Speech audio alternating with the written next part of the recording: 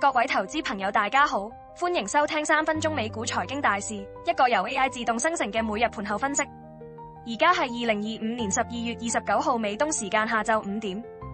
今日美股喺2025年最後一個交易周，開局可以話係靜局，喺高位唞下氣。三大指數都係輕微低開，道指跌咗 0.51%， 標普500就跌 0.35%， 而以科技股為主嘅納指就調整得多啲，跌咗 0.5%。呢個係咩玩法呢？其實係喺上個禮拜勁升之後嘅一個健康整固嚟㗎。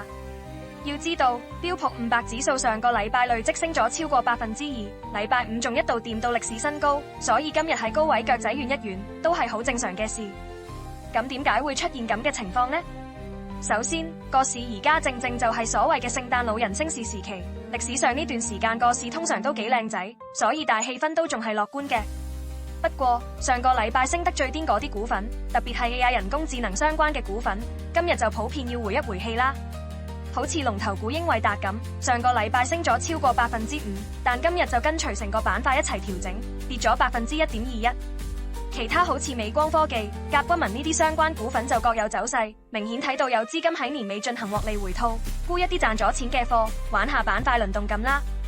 除咗獲利盤，市場都有一啲擔憂。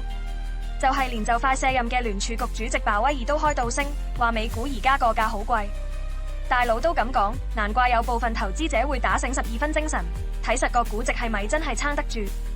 另外，地緣政治都仲有變數，雖然特朗普話同烏克蘭嘅和談近咗一步，但關鍵分歧未解決，始終都係一個不明朗因素嚟。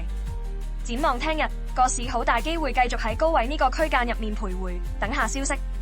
因為而家個市係有少少唔上唔落咁，等緊新嘅催化劑。